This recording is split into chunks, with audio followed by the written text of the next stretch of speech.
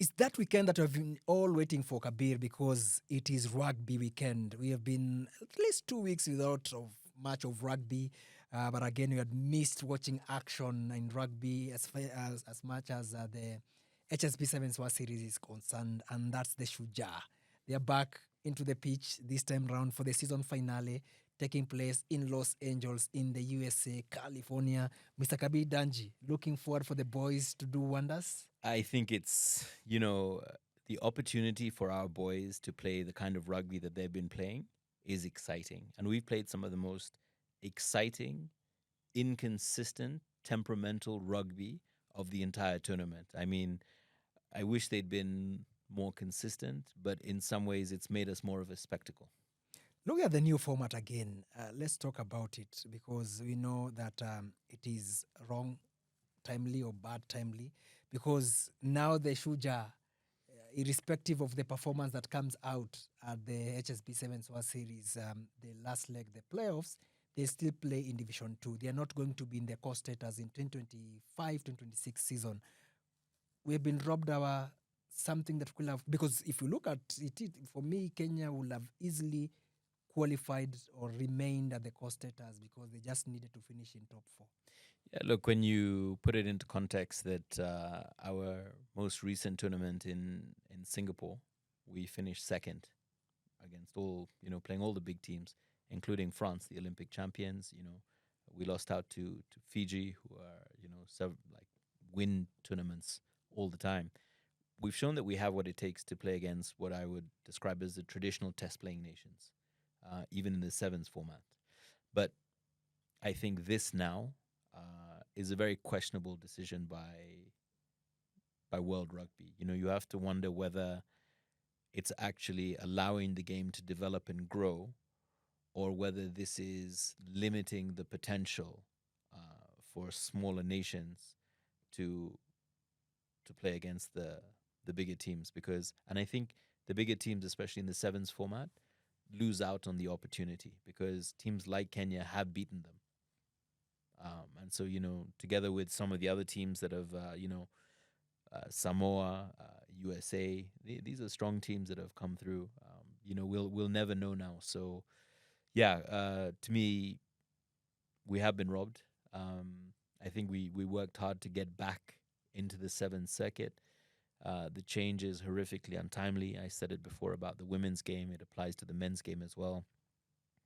With the announcement, they should have done it for the following season so that the changes can be considered, and not denied teams who are currently playing what they've worked so hard for. I mean, it really is a robbery, but there's not much that you and I can say or do that'll change that. So the boys just have to focus on the games that they have. Kabir, I think it's very unfortunate. And for me, where I'm coming from, the World Rugby will have just let the new format, because it has not said for 2 seasons. Let the new format be there. Then this new format that they have introduced just the day before yesterday, that is 1st of May, implement it into the 2025-2026 season.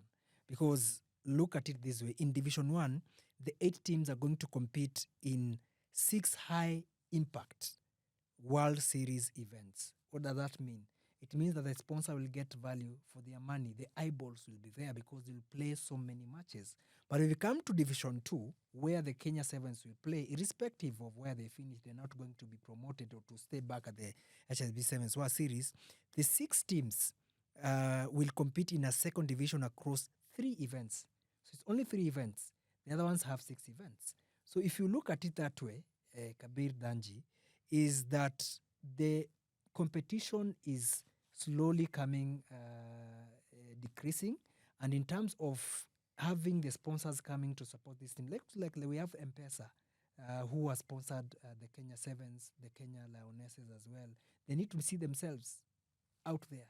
So also something that we need to know is that these Division 2 matches, hopefully they're going to be broadcasted the same way the Division 1 matches are going to be broadcasted, because we've been seeing the Challenger Series, they are only on Rugby Pass. They are not on the main broadcasting channels, because now it means that you are denying the sponsors an opportunity for them to shine or for them to be seen. So, Kabir, I think as we march say that we just move on. I think for the Kenya Sevens, they are going to give their best, but again, let's call the spade a spade. Yeah. It is a wrong format and the wrong timing. Alex, the question I have about it again, you'd sort of see this as a protectionist policy. They're trying to protect uh, the big teams, the traditional test playing nations, against smaller nations, and limiting the ability for the game to grow. This is effectively what it does when you have a format that includes more countries. You allow the chance of an upset. Kenya to beat France, Kenya to beat Fiji, Kenya to beat Australia, Kenya to beat New Zealand. Where does the game grow? How does the game grow if you don't allow for this opportunity? The fact that there's more rugby for the top 8 teams across more tournaments. Uh, I also question the decision to change it so quickly. We've only had 2 years of this format. It suggests that World Rugby are struggling. Their ability to not have tournaments consistently or to not have a long-term strategy that's implemented affects the rest of the game. It affects long-term planning. As an athlete, you plan ahead. You look at not just this season but next season, where you want to go, how is your game going to develop, where are you going to be, and now it raises serious questions. So again, there's nothing we can do, but it is poor timing. I personally believe it's a bad decision. I think it compromises the development of the game and the growth of the game. And everyone has said it. The commentators said it at the beginning of this season, that when Kenya was back in the HSB sevens, there was a party that was missing from the tournament that they could now have again.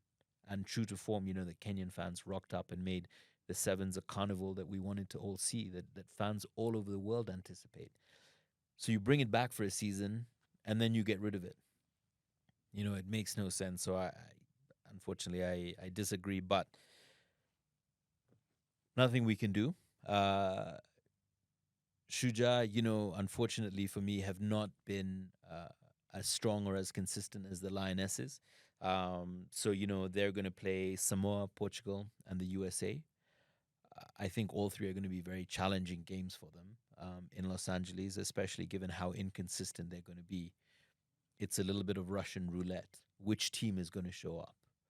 You never know. Are we going to get the team that can fight a final against Fiji, or are we going to get the team that turned up in Vancouver that didn't look like they knew what they were doing on the pitch? In the Challenger Series, Samoa has been very compact. If you look at how Samoa is playing, even going back, Samoa has beaten Kenya before when they were playing at the HSB Sevens World Series. They are not pushovers. They coming from a rugby nation. They are very compact. So Samoa can give Kenya upset any particular time. Look at a team like USA. USA, they are very pacey.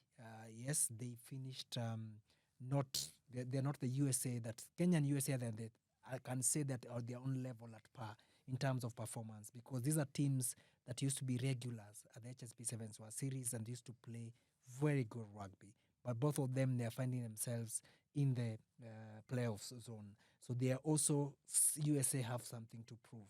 If you look at a team like Portugal, I think this is the only team that the Kenya Shujaa can at least give them a run for their money. But also, rugby, anything can happen in a game of 7, so you cannot just underestimate Portugal.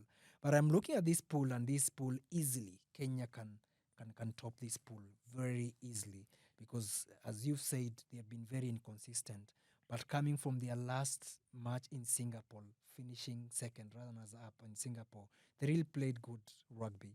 I think they're going to be inspired by that to make sure that at least they don't go deeper to Division 3, Yeah. Danchi. No, look. Still they finish top 4, and they have faith and believe that the Shujaa will finish in top 4. So for this pool, in my prediction, they're going to top the pool. Look, Alex, I very much hope so. Just to give you some thoughts, Samoa finished 4th in the Challenger Series. So, whilst they're a great rugby nation, they're probably not playing their best rugby, to be honest with them.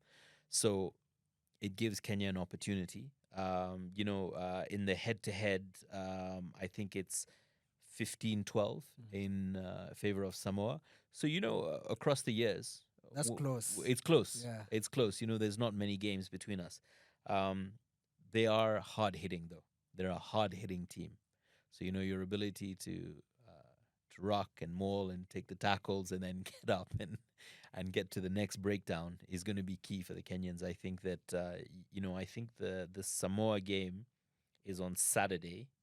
And unfortunately, the other two games are on Sunday, but I think there'll be some recovery from the Saturday game, which they'll need. And the Samoans are super quick, super, super quick. The closest we're going to find to Patrick Odongo is probably from Samoa.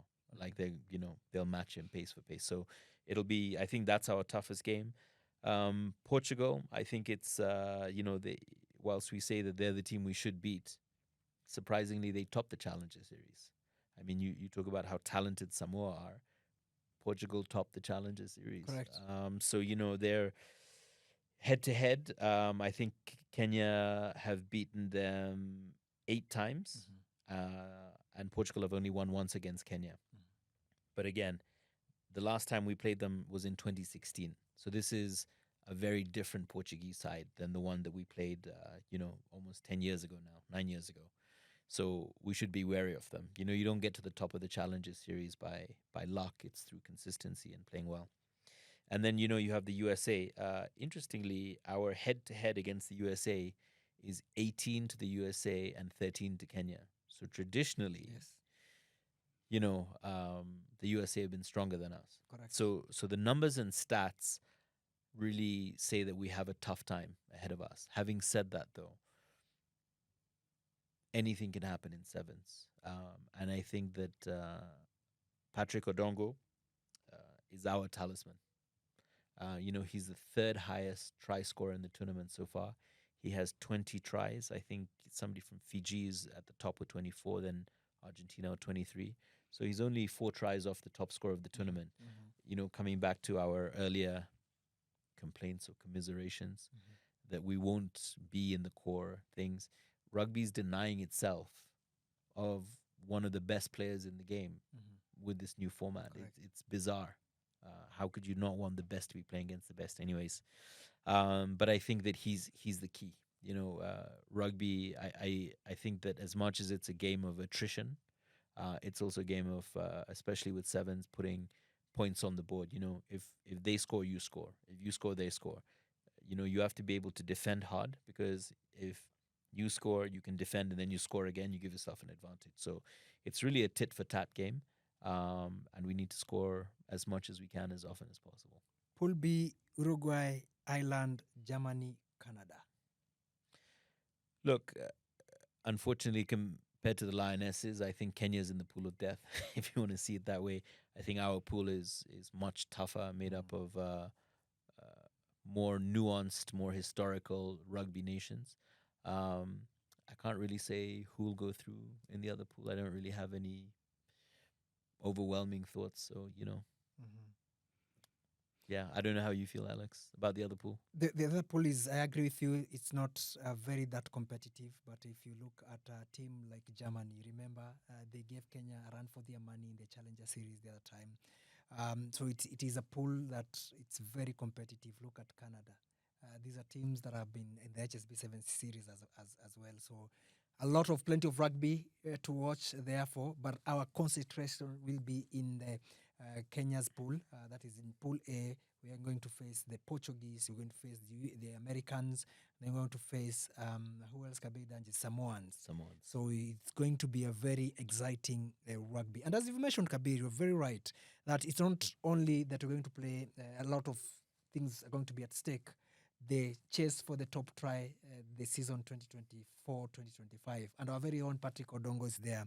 He has 20 tries at his back, and then 3 behind second place, who is Argentinian Moneta, who has 23. Yeah. And then we have 24, who is leading from Fiji, Nasova.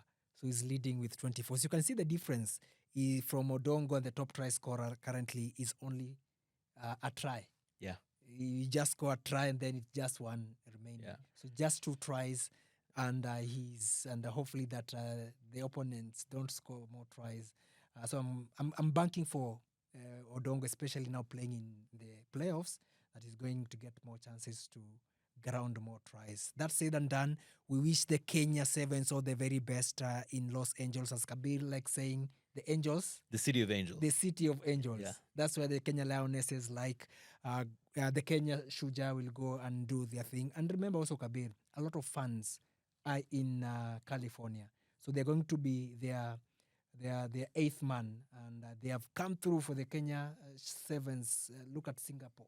Look Yeah. at Dubai. Look at where Kenya's, the Vancouver.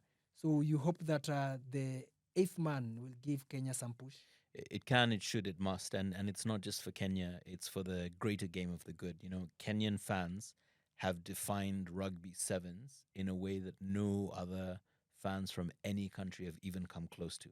It's what we're known for. In fact, you'd almost argue that the fans are perhaps more popular than our boys and girls. But having said that, you know, the boys have to. It's just crunch time of the season. They've blown so hot and cold that they now have to show us that they fixed whatever was not working and they deserve to be here. And I know the fans will be there, and I know it's going to be one hell of a party. And so we wish the boys the very best of luck. And you know, our thanks again to M-Pesa for supporting Shujaa, giving them the opportunity to train to get this far and to do the nation proud. It's crunch time. The Kenya Sevens, go do your thing and finish on a high. The last season finale in Los Angeles, HSB Sevens World Series, playing in the playoffs. So wish you all the very best. We'll be there to support the Kenya Sevens as you do your thing.